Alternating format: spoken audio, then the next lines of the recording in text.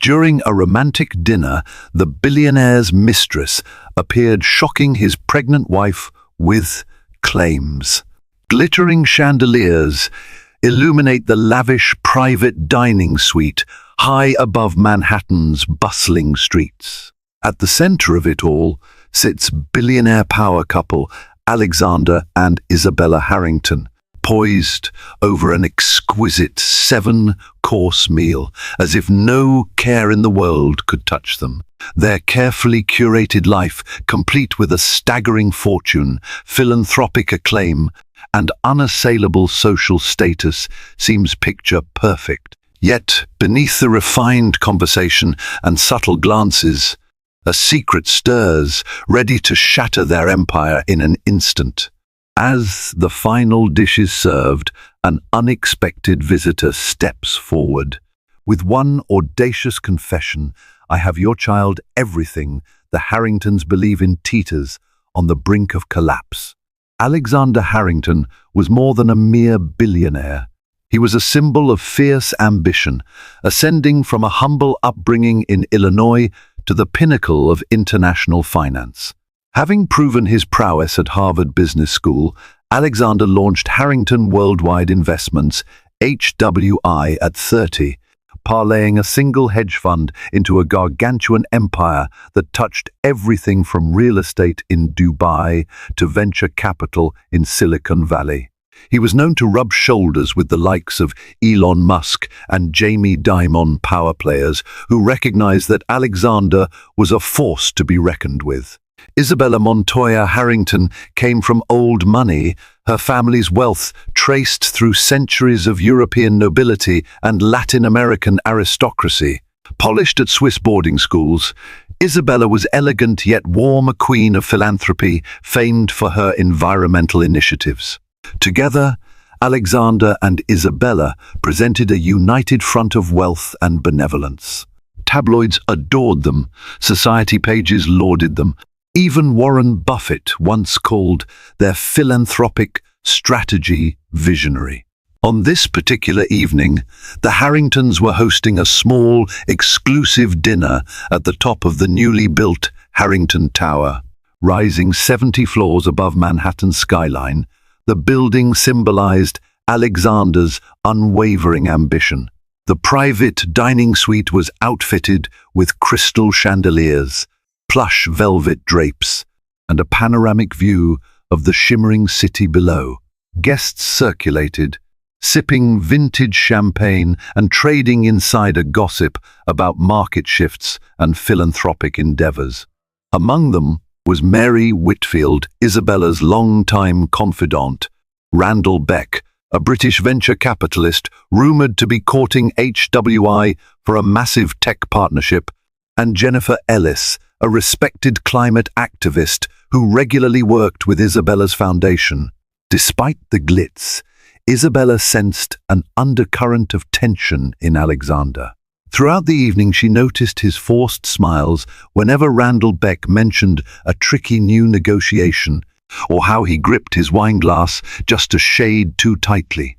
Isabella brushed off her worries, telling herself that it was just the typical strain of business.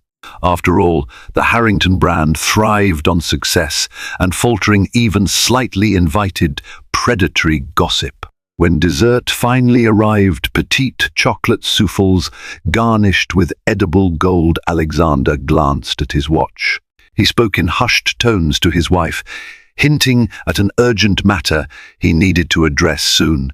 Isabella steeled herself, preparing for another extended night of placating anxious shareholders or dissecting some new investment, but neither of them could have predicted that the next few minutes would throw their life into a tailspin when an uninvited guest revealed a secret that threatened to unravel everything they had built. A hush fell as the dining suite doors opened once more. Heads turned with mild curiosity, expecting a delayed guest or perhaps a staff member carrying more dessert. Instead, a striking woman in a figure hugging crimson dress stepped into the golden glow of the room. Her dark hair cascaded over her shoulders, and her posture radiated confidence. A flicker of confusion crossed Alexander's face, followed by an unmistakable flash of panic. Isabella noticed his reaction instantly. She had never seen her husband look so visibly unsettled, never. Uncertain of how to respond, she stood, forcing the most gracious smile she could muster. "Good evening," she greeted, her voice careful. "I'm Isabella Harrington. May I ask who you are?" The mysterious woman turned her gaze to Isabella, then flicked it back to Alexander. Her lips curved in a faint smile that did not reach her eyes. "I'm Genevieve Bianchi," she answered. "I realize I'm intruding, but I had to speak with Mr. Harrington urgently." Alexander's face went pale. Isabella felt a knot tighten in her stomach. She had heard the name once before, whispered in certain circles as a socialite with business ties in Europe and rumored links to hush-hush hedge fund deals. But never had Genevieve entered their world so directly. The question seethed in Isabella's mind. What could she want with Alexander?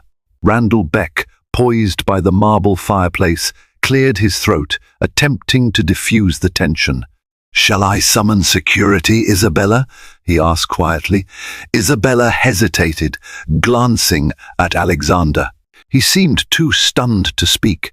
The entire room, Mary Whitfield, Jennifer Ellis, and a few others waited, transfixed, for the Harrington matriarch's decision. In the hush, Genevieve walked forward, stopping a mere foot from Alexander.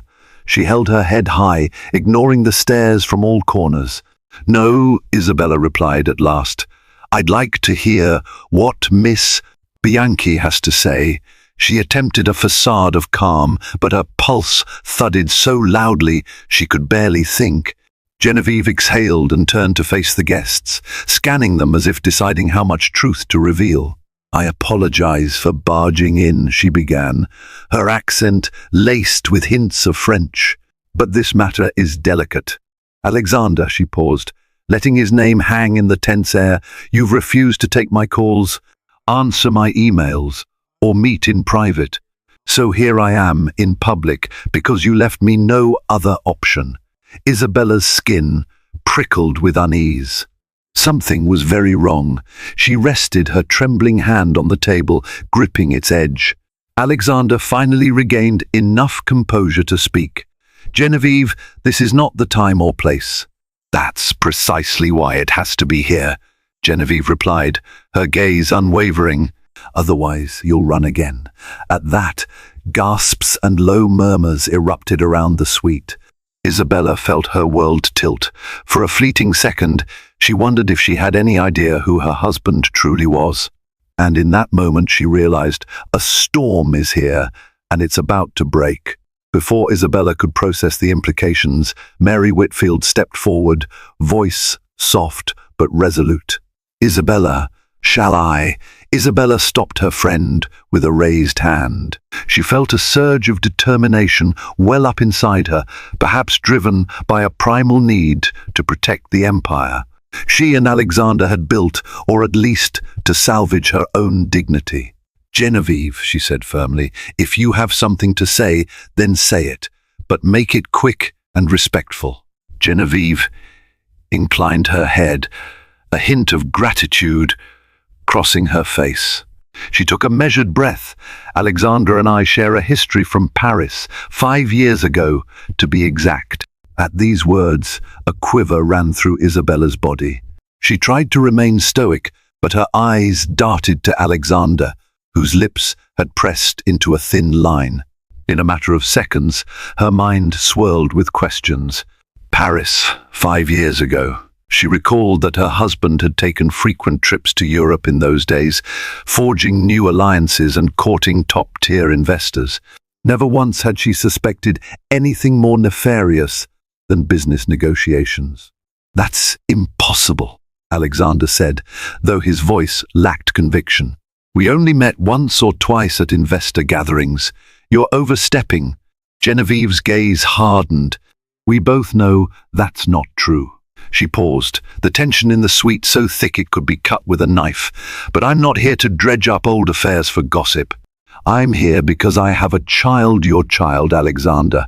In that instant, the hush in the room exploded into a cacophony of gasps and murmurs.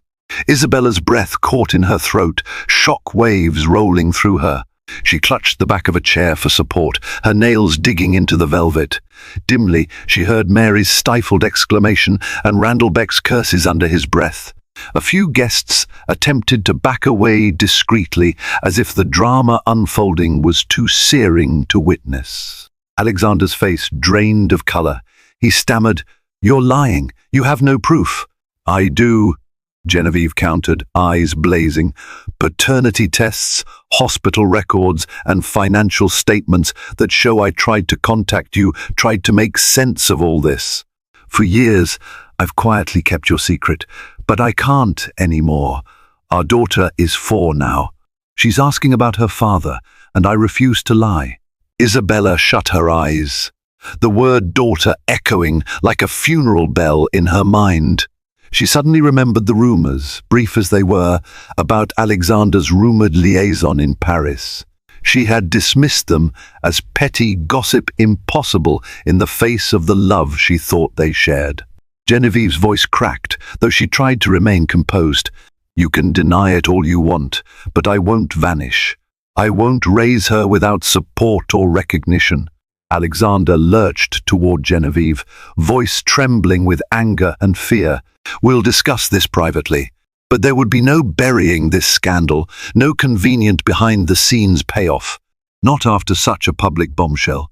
And as Isabella fought to steady her breathing, she sensed that her life, the safe, gilded life she had meticulously built, was about to unravel in the glare of a scandal none of them could control. Pandemonium threatened to seize the elegant dining suite. Some guests, uncomfortable with the personal drama, quietly slipped out. Others stood rooted to the spot, half in shock, half in voyeuristic fascination. Randall Beck took the initiative to guide the remaining invitees toward the exit. "This gathering is over," he announced gently. "I'm sorry for the inconvenience." One by one, the diners departed, leaving only a core group: Alexander, Isabella, Genevieve, Mary Whitfield, and a few close associates who lingered near the periphery. Isabella could barely breathe, her pulse hammering in her ears. She caught Mary's concerned gaze, but she was too shaken to respond. Alexander's jaw tightened, fury and humiliation clashing in his eyes. He lowered his voice, as if not to shatter the few remnants of decorum left. "Genevieve, you've made your point. Now, leave. We'll address this offline." She lifted her chin defiantly. "I came here because you've refused my every attempt at contact. Do you think I wanted to ruin your dinner, your perfect facade? I've exhausted all other options." At that, Isabella found her voice. "Then, you've said enough," she choked out, mustering a composure that belied the storm raging within. "Whatever the truth is, we'll handle this later, privately." Genevieve hesitated, her eyes flicking with something resembling pity at Isabella's trembling stance. "I understand," she said softly. "Believe me, I take no pleasure in doing this. But our child deserves more than a life of secrecy." Isabella bristled at the mention of our child, her stomach lurching. She turned away, unable to bear Genevieve's sympathetic gaze. A wave of panic and betrayal churned through her. Was her marriage truly a lie? Or was this woman a con artist seeking a massive payout? Alexander muttered something under his breath, ushering Genevieve toward the door. Mary hurried after them, ensuring the corridor was clear of paparazzi, mindful that such a story would devour media headlines in seconds if it leaked. Within moments, Genevieve was gone, leaving behind an air thick with unresolved questions. Isabella realized she was still gripping the back of the chair, her knuckles turning white. She sank into the seat, pressing a hand to her forehead, fighting a sudden bout of dizziness. Alexander tried to approach, but she raised a hand, stopping him. The swirl of emotions, anger, disbelief, heartbreak was too overwhelming. She needed space. She needed truth. She needed anything but the facade that had just collapsed. "We need to talk," Alexander began, voice trembling with urgency. "But not here. Let's go home." Isabella forced herself to stand. "Yes," she whispered, swallowing the knot in her throat. "Home." The place that had once felt so secure, now the mere mention of it felt hollow, as if the walls themselves might crumble beneath the weight of this betrayal. And as she turned her back on the glittering suite, the question still burned in her mind. How did it come to this? Night enveloped the Harrington penthouse in Midtown Manhattan. Floor-to-ceiling windows framed a postcard, perfect view of the city's skyline. But Isabella saw nothing as she stared into the darkness. She stood by the grand piano, arms wrapped around herself, replaying the evening's events in her mind. Alexander stood nearby, silent and tense, as if searching for the right words to salvage the moment. Finally he spoke. "Bella," she turned sharply, "don't call me that. Not now." Pain undercut her voice. For years, Bella had been the affectionate nickname he used in private. Now it felt contaminated by the possibility of his lies. He sighed, guilt etched across his handsome features. "Isabella, I didn't." He hesitated, words failing him. "Genevieve and I. Don't feed me more half-truths," Isabella snapped. "I want facts, Alexander. You owe me that much." He paced the marble floor, running a hand through his impeccably styled hair. "We crossed paths in Paris. I was negotiating a major deal, one that eventually fell through. We spent a few nights together." The stark admission struck Isabella like a blow. She stumbled back, steadying herself against the piano's edge. She had braced herself for the worst, but hearing him say it made the betrayal visceral. "You had an affair," she said numbly. I was overwhelmed, intoxicated, lonely," Alexander stammered. "It was a mistake, Bella, I swear." A cynical laugh escaped her. "A mistake? That's what you call fathering a child behind my back?" He looked stricken. "I had no idea there was a child. She never told me. If she had, what?" Isabella demanded. "Would you have told me, or paid her off, or pretended it never happened?" Alexander's lips parted, but no sound came. The silence stretched, thick with the unanswered question. For Isabella, that silence spoke volumes. She felt a wave of nausea and sank onto the piano bench. Gritting her teeth, she asked, "When did she contact you again?" He winced. "A few months ago. She said she wanted to talk about something important, but I ignored her messages. I thought she was just dredging up the past for financial gain. I never suspected." His voice trailed off, and Isabella could almost taste his fear and regret. She exhaled, tears hot in her eyes. "So you ran, and she chased you right into our dinner tonight." Alexander fell silent, shame pooling in his gaze. Isabella wrestled with a staggering sense of betrayal. For years she had believed in her husband, his intelligence, his compassion, his devotion. Now she felt like a spectator in her own life, watching the empire of trust collapse. At last she stood and turned away, arms crossing protectively over her chest. "I need time," she said, voice trembling. "And I need distance." "Isabella, please," Alexander pleaded, stepping closer. "Let's talk more." She looked over her shoulder, eyes red with tears. "If anything you've said so far is true, then the only thing that matters now is whether you plan to be a father to that child. But don't expect me to stand by your side until I decide if there's anything left of our marriage to save." With that, she moved toward the master bedroom, leaving Alexander alone in the hush of the penthouse. The city sparkled outside, indifferent to the crumbling world within these luxurious walls. Morning dawned grey and heavy, reflecting Isabella's mood. She had barely slept, her mind a hamster wheel of questions and accusations. Lying in bed for hours, she recalled every time Alexander had traveled without her, every suspicious phone call or text message. Yet, their life had seemed so idyllic, joint charity events, board meetings, vacations with old friends like James Goodwin, a Stanford professor who once praised the Harringtons' philanthropic sincerity. Now everything felt tainted. Eventually, Isabella roused herself, tidied her hair, and dressed in a simple black silk blouse and tailored trousers far removed from her usual vibrant ensembles. She emerged to find the penthouse eerily quiet, with Alexander presumably at his office or, perhaps, meeting with lawyers. She wanted neither to see him nor speak to him yet. Not 15 minutes later, her phone buzzed. It was Mary Whitfield. Isabella let the call go to voicemail initially, but Mary tried again. Reluctantly, Isabella answered. "Isabella, the first so sorry," Mary said, her voice thick with concern. "I just got word that the tabloids are sniffing around about what happened last night. Some staff at Harrington Tower must have seen Genevieve enter or overheard the argument. They're calling me for a quote." A cold dread settled in Isabella's stomach. She had spent years cultivating an impeccable public image, not because she was superficial, but because she knew how precarious the philanthropic world could be. One scandal, especially one involving extramarital affairs, could overshadow all her legitimate work. "What do they know?" Isabella asked, her voice taut. "They know that a woman confronted Alexander at dinner, claiming he fathered her child.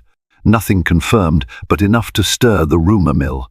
They're hounding me for details, TMZ, the Daily Mirror, a couple of finance gossip blogs."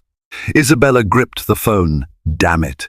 Mary hesitated. "What do you want me to say?"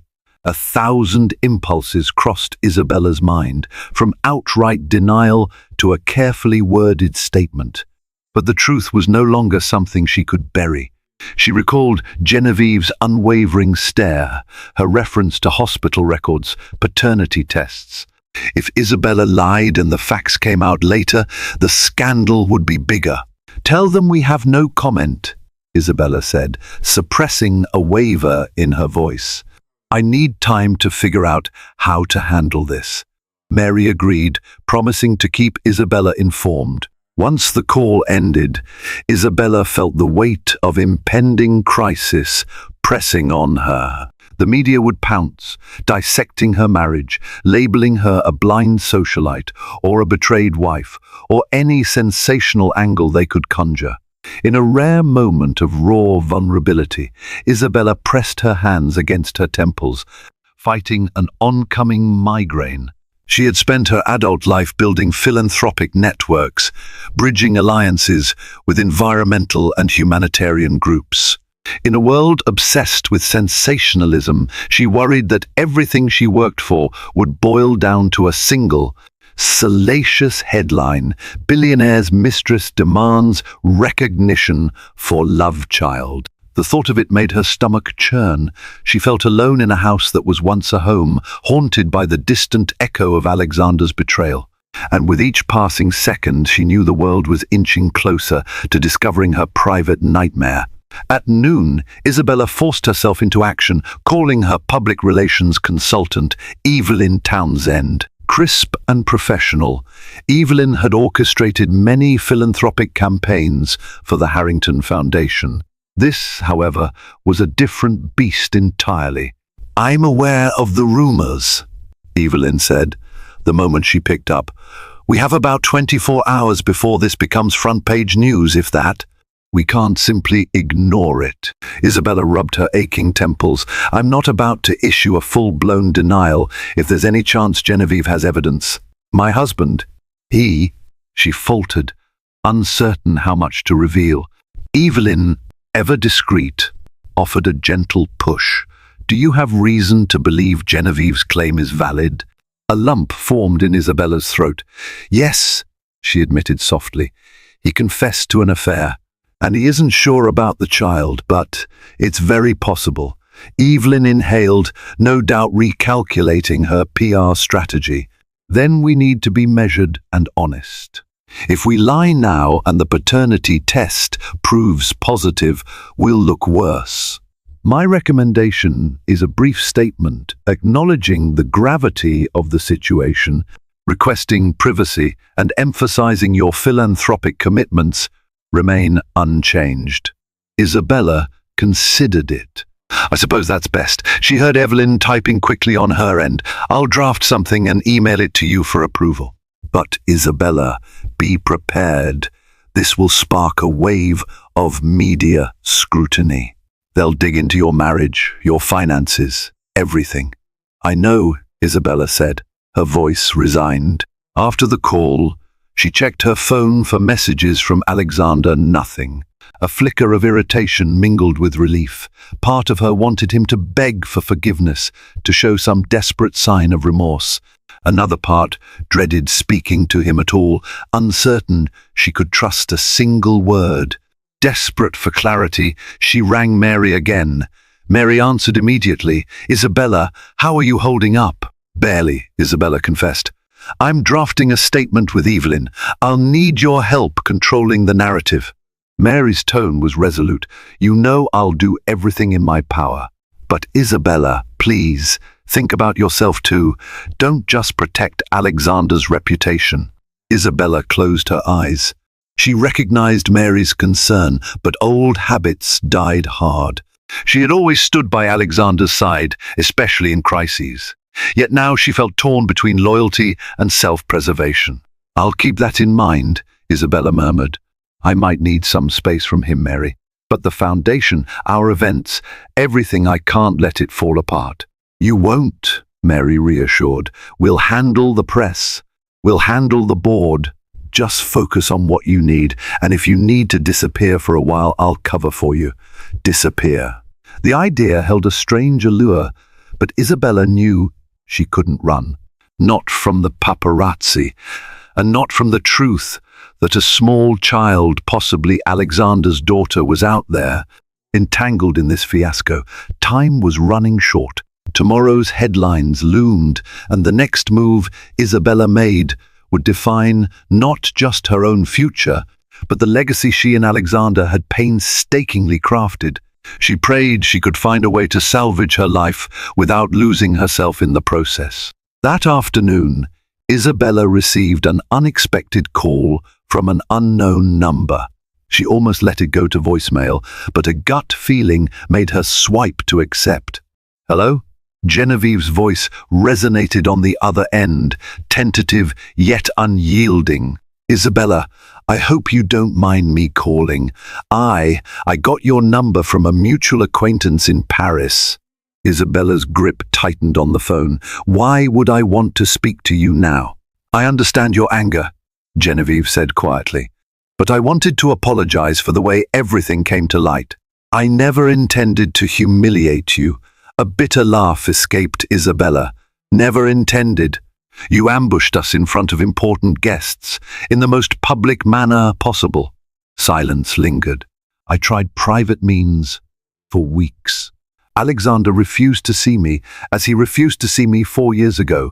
I had no other way to get through." Isabella's breath caught at the mention of 4 years ago. "So, you've been alone in this?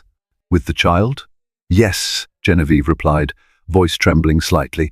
"I have resources, but being a single mother isn't easy, especially when the father is a billionaire who denies your existence. I would have remained quiet forever if it was just me, but our daughter deserves more. She deserves a father who acknowledges her." An unexpected pang of empathy twisted in Isabella's chest. She thought of her philanthropic work, of championing orphanages and single-parent programs. Now she found herself facing a scenario that intersected with the very issues she sought to solve on a broader scale. It didn't quell her anger toward Genevieve for the affair, but it did stir a painful recognition of the child's innocence. "How old is she?" Isabella asked. Her tone softened in spite of her fury. "She's 4, Genevieve answered. "Her name is Emilia." The name seemed to echo in Isabella's mind. Emilia Harrington. If the paternity test confirmed everything, the child had as much claim to the Harrington lineage as any future heir. The realization was like a punch to the gut. They had never discussed children. Isabella had always prioritized her philanthropic causes.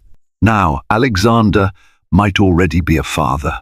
"I'm not sure why you called," Isabella said, regaining her composure, "but if you're hoping for my sympathy—" "I'm not," Genevieve interrupted. "I've wronged you, and I accept that. But this situation isn't going away.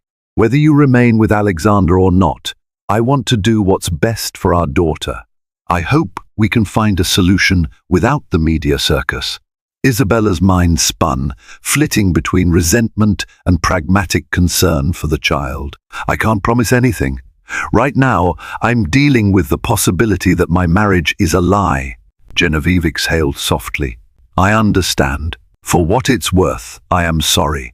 Alexander never mentioned you, never wore a ring. Had I known he was married," her voice trailed off, regret apparent. Isabella's throat constricted. She ended the call quickly, not trusting herself to remain civil. In the aftermath, she stared at the silent phone in her hand. A swirl of complicated emotions welled within her: anger at Genevieve, betrayal by Alexander, and a reluctant compassion for a mother who had been thrust into a nightmare of her own. Whatever path lay ahead, it would not be simple.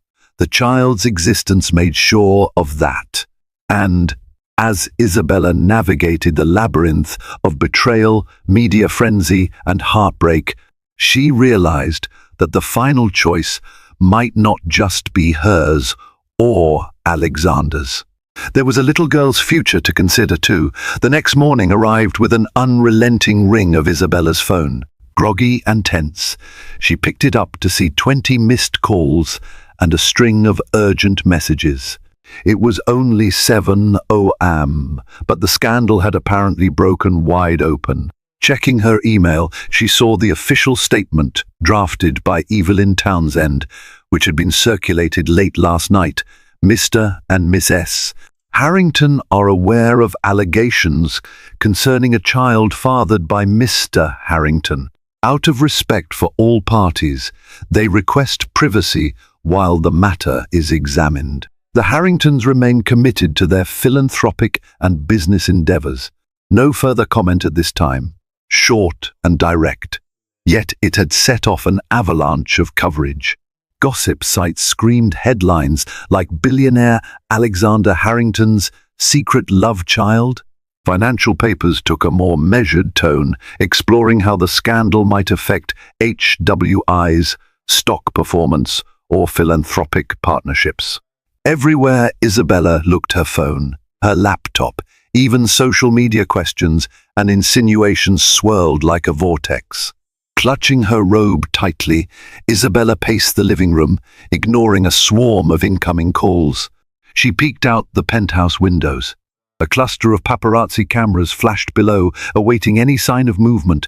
The fortress-like tower offered protection, but she felt caged, her privacy invaded. A knock sounded at the door.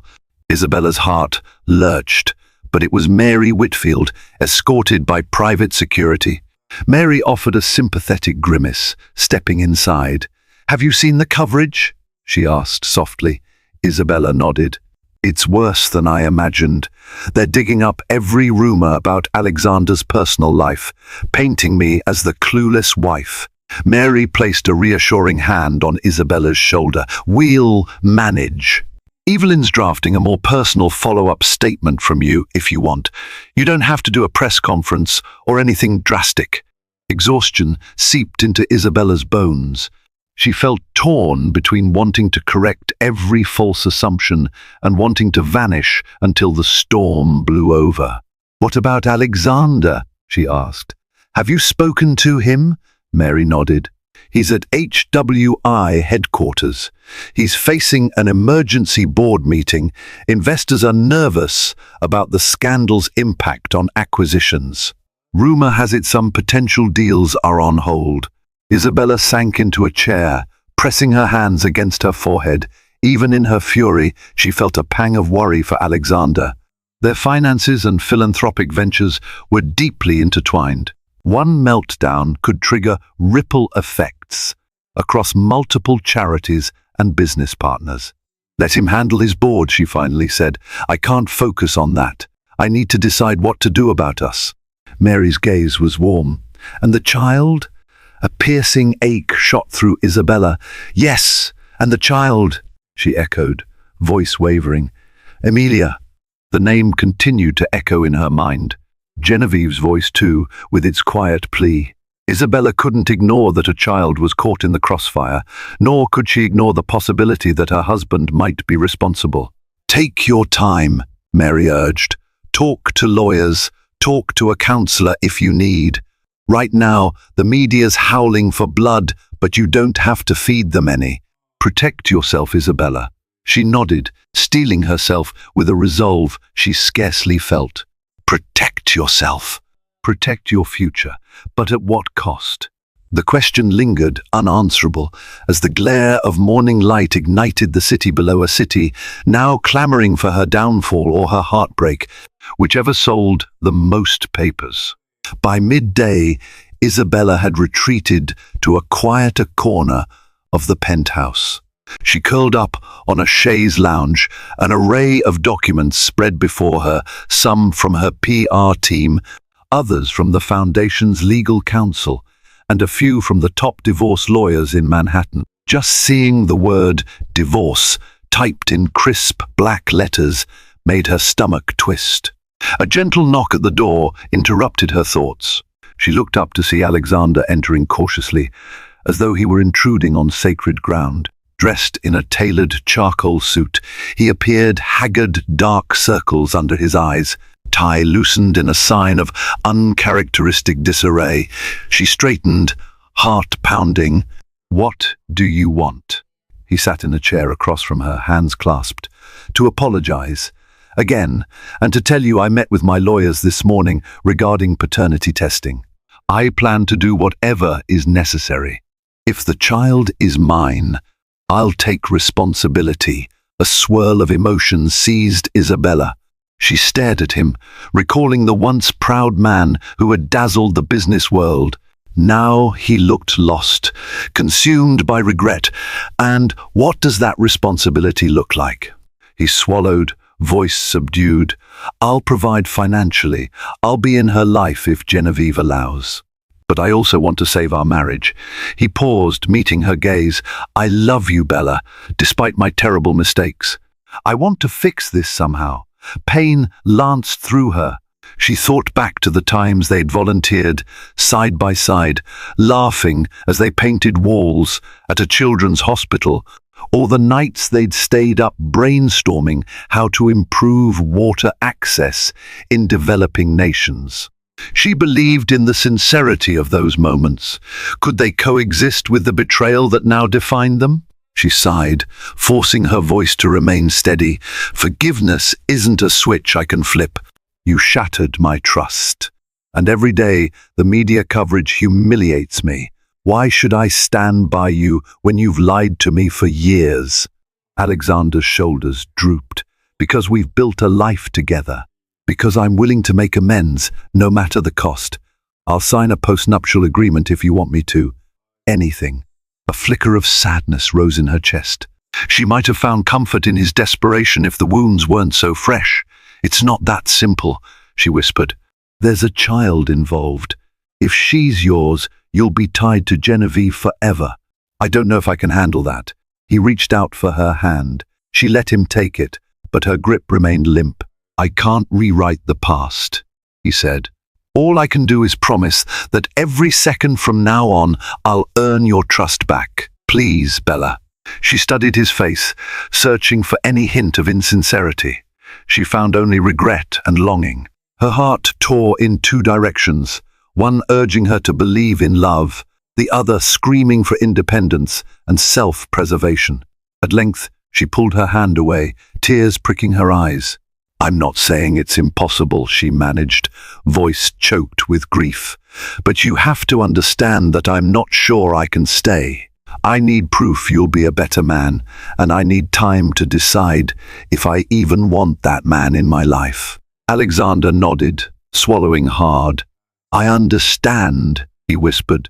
No further words could bridge the chasm between them, so he rose and left. Isabella watched him go, heart heavy. For the first time in her life, the path ahead felt irreparably fragmented, a puzzle she wasn't sure she wanted to solve.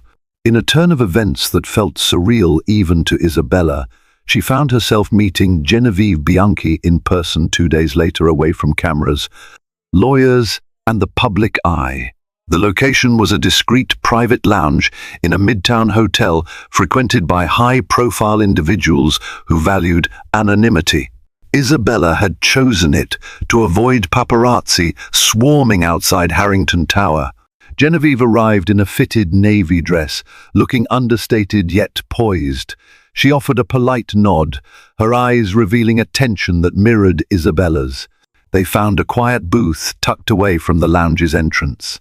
After an awkward silence, Genevieve spoke first. "Thank you for agreeing to see me," she said softly, glancing at her manicured nails. "I know you have every reason to hate me." Isabella folded her hands on the table, the swirl of the lounge's ambient music humming in the background. "I'm not sure what I feel," she admitted. "Hate, anger, betrayal, pity for the child, it's all a blur." Genevieve nodded. "I understand. If I were in your shoes, I'd feel the same. I wouldn't have blamed you if you refused to meet." Isabella exhaled. "I thought about refusing. But there's Emilia." A softness touched Genevieve's face at the mention of her daughter. "She's my world," she said. "I know this scandal is overshadowing everything, but I didn't come here to secure money or ruin your marriage. I just want my daughter to have a father." The sincerity in Genevieve's voice tugged at Isabella's carefully guarded emotions. She found herself recalling the philanthropic visits she'd made to single-parent shelters, how she'd always admired the resilience of the mothers. Now, ironically, she was face to face with the very scenario she had empathized with from a distance. "How do you see this playing out?" Isabella asked, forcing herself to sound calm. "Say the paternity test confirms Alexander is Emilia's father. Then what?" Genevieve's eyes flickered with hope. "Emilia deserves to know him if he's willing to truly be present. That means visits, calls, maybe traveling between the US and Europe. I'm open to joint custody arrangements, provided we can keep it dignified." "And what about me?" Isabella pressed. "You realize this could destroy my marriage. Even if we stay together, you'll be a permanent fixture in our lives." A flash of regret passed over Genevieve's features. "I don't expect you to welcome me into your family, but I hope we can be civil for Emilia's sake. She's innocent in all this." Isabella swallowed hard, tears threatening. She loathed the idea of forging any bond with the woman who had slept with her husband. But the alternative, cutting out a child from her father, felt equally wrong. At last she said, "I can't make promises about the future, but I won't stand in the way if Alexander wants to do right by Emilia. Whether the first stay married or not, that's his responsibility." Genevieve bowed her head. "That means more than you know." They sat in an uneasy truce, two women caught in a moral quagmire. For a fleeting instant, Isabella glimpsed Genevieve's own struggle, no longer simply the other woman, but a mother seeking a better life for her child. And although Isabella's own heart bled with betrayal, she felt an echo of empathy that both comforted and unnerved her. If they were to navigate this impossible situation with grace, perhaps they would need each other more than they cared to admit. 2 weeks later, the day Isabella both dreaded and anticipated arrived: paternity test results. The legal team had arranged for a reputable DNA clinic, ensuring no leaks. Isabella waited at the penthouse, pacing by the windows with her phone in hand. Outside, the city sparkled in early evening light, a stark contrast to the turmoil roiling inside her. A beep signaled a text message from Alexander. Therein, "I'm on my way." She exhaled shakily. Whatever happens now, at least we'll have the truth. She thought about how drastically her life had changed in a matter of weeks. Philanthropic luncheons overshadowed by scandal, board meetings, replaced with hush-hush consultations about custody and reputational damage. Less than half an hour later, Alexander walked in, an envelope in his hand. His eyes were grave, and the tension between them felt like a physical barrier. She invited him into the living room, noting how he fiddled with the envelope's seal. He spoke first, voice taut. "The test is conclusive. Emilia is my daughter." The finality of his words brought Isabella to a standstill. Her pulse thundered in her ears. Even though she had braced for this, part of her still clung to a shred of denial. Now that denial dissolved, leaving behind raw certainty. "So it's true," she murmured, sinking into the sofa.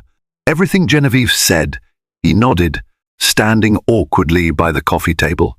"I'm so sorry," he managed. "I truly didn't know until now." Isabella didn't speak for several moments, letting the confession settle in. Strangely, there was relief in having a clear answer, no more false hopes or illusions, that the scandal was a mere fabrication. "What do you plan to do?" Alexander swallowed. "I plan to be her father. Whether that means shared custody or something else, I won't abandon her. I've already spoken to Genevieve. She's willing to negotiate terms." Her eyes flickered with a rush of conflicting emotions, resentment, sorrow, grudging respect. "So you'll be part of Emilia's life?" A quiet nod. Yes, she willed herself not to cry. The child was innocent. That much she recognized. It was Alexander's betrayal that cut her to the core. Yet as she studied him, she recalled the man she fell in love with, the man whose philanthropic zeal matched her own. Was that man beyond redemption? "I've asked my lawyer for paperwork on a trial separation," she said evenly, ignoring the tremor in her voice. "I can't make decisions about divorce yet, but I can't live with you. Not now." Alexander's face fell, tears pooling in his eyes. "I understand. I won't contest it. I'll give you whatever space you need," she nodded, heart heavier than ever.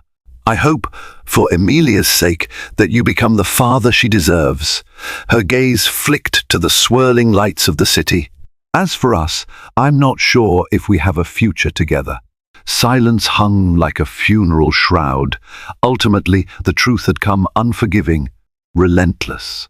And with it, a chasm opened between them that might never fully close.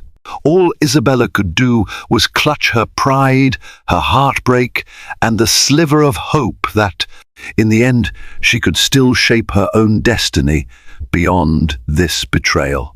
In the following weeks, Isabella embarked on a path of self-discovery laced with grief. She moved out of the penthouse into a small but upscale apartment on the Upper East Side. Though nowhere near as opulent as her former home, it offered her a sanctuary to think and heal away from the constant reminders of Alexander's presence. She poured her energies into the Harrington Foundation, refusing to let the scandal stifle her philanthropic endeavors. Board members rallied around her, with Mary Whitfield and Jennifer Ellis by her side, ensuring that the Foundation's projects continued smoothly. Though the media had a field day at first spreading photos of Isabella's solo appearances at events, public curiosity gradually waned. A new scandal involving a tech mogul took center stage, and Isabella found pockets of respite from the spotlight. Alexander, for his part, alternated between earnest attempts to see her and respectful distance when she asked for it. He sent heartfelt letters, texts, and voice messages, each time reiterating his remorse. Occasionally, she allowed him a meeting, particularly to discuss philanthropic matters requiring both their signatures. Always the air between them bristled with unresolved tension. He also began forging a relationship with Emilia. Genevieve stayed in a rented apartment in Manhattan temporarily, letting father and daughter spend time together. Rumors of a potential custody arrangement trickled through social circles, though exact details remained private. And to Isabella's reluctant admiration, Alexander committed to meeting Emilia at least 3 afternoons a week, taking her to children's museums or reading to her at a quiet cafe. The glimpses Isabella occasionally caught photos or stories from Mary revealed a part of Alexander she had rarely seen, gentle, patient, humbly learning the rhythms of fatherhood. One crisp autumn evening, Mary visited Isabella's new apartment, bringing takeout from their favorite Thai place. They ate in the modest living room, surrounded by half-unpacked boxes. The conversation turned to Alexander. "How do you feel about him now?" Mary asked gently, swirling noodles around her fork. Isabella stared at the steam rising from her bowl. "Conflicted," she admitted. "He's trying so hard. Part of me hates him for the pain he caused, but another part sees genuine change. He's no longer that smug, unstoppable billionaire. He's vulnerable, willing to be accountable." Mary nodded. "Do you think you'll file for divorce?" Isabella sighed. "I don't know.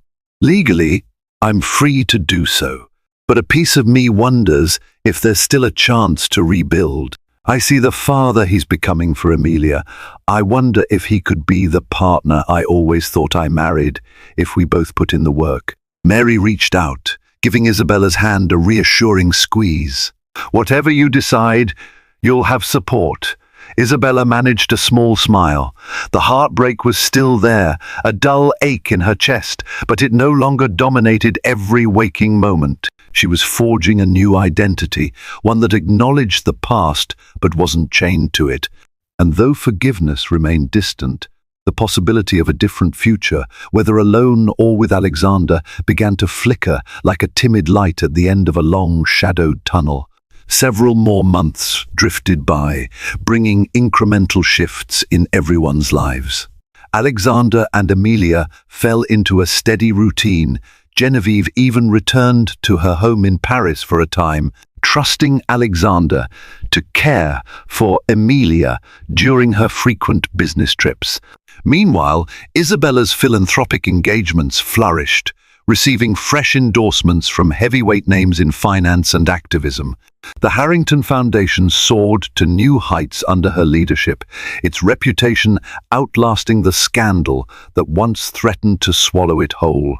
But amid the public calm, a private question lingered. Would Isabella and Alexander reconcile or sever ties permanently? Their trial separation agreement was nearing its end, and the day approached for them to decide the future of their marriage in formal terms. One chilly December afternoon, Alexander invited Isabella to a neutral setting, a refined private room at the Palisade Hotel, overlooking Central Park. She arrived in a tailored emerald coat, her heart pounding with uncertainty. When she stepped inside, she found him seated by a fireside, a manila folder beside him. They exchanged polite greetings, like two acquaintances who shared a complicated past. He poured her some tea from a porcelain pot, hands trembling slightly. "I wanted to talk about us," he began, "and to show you something." He slid the folder across the table. With trembling hands, Isabella opened it. Inside, she found a meticulously drafted philanthropic initiative, the Emilia Harrington Fund. Pages detailed scholarships for single-parent families, grants for childcare innovations, and job training programs aimed at economically challenged mothers. "I started it a couple months ago," Alexander explained, voice quiet. "I used personal funds, not HWI or the foundation. I wanted to honor Emilia and also address some of the hardest lessons I've learned through this mess." A swell of emotion caught Isabella off guard. She scanned the proposed budgets, the mission statements, and saw the thoroughness of Alexander's dedication. It was more than a PR move. There were no flashy announcements, no media coverage, just a sincere attempt to support those he now understood better than before. Her throat felt tight. "Alexander, this is admirable. But why show me now?" he sighed, looking into her eyes. "Because I want you to see I'm committed to change. Not just for Emilia, but for the world we tried to help together. I'm not the man who lied to you anymore. I can't erase my betrayal, but I can do better. I want you to be part of this initiative, no strings attached. Even if you decide to finalize our separation. She set the papers down, her heart a storm of conflicting feelings, admiration, lingering pain, a cautious spark of hope. I'm impressed, she admitted, but I can't promise that this means I'll come back to you.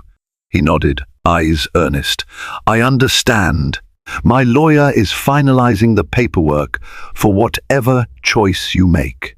If you want a divorce, you'll have it fair settlement, no fight. If you want to try again, I'll devote myself to earning your trust, day by day. Isabella let out a long breath. The unvarnished sincerity in his words knocked against the fortress around her heart. Quietly, she closed the folder. I need time to think. Alexander offered a faint smile. Take all you need. As she left, the city lights glimmered around her, and for the first time since Genevieve's explosive entrance, Isabella felt a sense of possibility. She didn't know if she could truly forgive him, but she couldn't deny that in the wreckage of the scandal, something genuine, something worth salvaging had emerged. The final chapter of this turbulent saga played out on a chilly January morning. Isabella stood on the balcony of her apartment, sipping coffee as she watched pale sunlight break over Manhattan's rooftops. In her hands lay 2 sets of legal documents, one finalizing her divorce from Alexander Harrington, the other putting forth a new marital agreement that acknowledged Emilia's place in their lives, while also granting Isabella protections that hadn't existed before. A gentle breeze ruffled her hair. She recalled the heartbreak of that first revelation, the searing humiliation of the dinner, and the tidal wave of press attention. In the months since, she had discovered that her identity was not solely tethered to her husband. She had her own strength, her own mission. Yet in that discovery, she also found empathy for Alexander's growth. Leaving her coffee cup behind, she walked indoors, heart pounding as she picked up her phone. Mary Whitfield had promised to stand by her, whichever route she chose. The same went for Jennifer Ellis and the foundation board, all of whom admired the quiet dignity Isabella maintained through the ordeal. Raising the phone, she pressed the call button. Alexander answered, his voice tentative. Isabella? She drew a slow breath. We need to meet. At the tower, in your office. Within the hour, she stood at Harrington Tower's top floor, a space she once frequented daily. The hush of the executive suite enveloped her as she stepped into his large, modern office. He rose from behind his desk, a mixture of hope and anxiety on his face. She gestured for him to remain still, setting the documents before him on a glass table. I've decided, she said softly. I can't forget what you did, but I've seen how committed you are to making amends for me, for Emilia, for the foundation. His eyes widened, flicking from her face to the papers. Are these? She nodded, voice trembling. They're a revised marital contract. It acknowledges Emilia legally, sets boundaries with Genevieve, and ensures my independence. We remain partners, romantic and otherwise, only if you respect every clause. If you breach it, there's no second chance. A wave of relief and awe crossed his expression. He moved closer, tears shimmering in his eyes. Bella, thank you. I swear I won't. She lifted a hand to stop him. Don't swear, just do it. Day by day, show me you're worthy of this new start. Alexander nodded, voice thick. I will. They signed the documents with a pen that once symbolized their philanthropic deals. Now it sealed a second chance at love, conditional, fragile, but real. When it was over, Alexander hesitated, then asked softly, Will you have dinner with me tonight? She gazed at him, her heart fluttering. Yes, she murmured, but no secrets this time. A faint smile curved his lips. The road ahead would be complex. There was still Genevieve and Emilia, the media's lingering curiosity, and the scars of betrayal.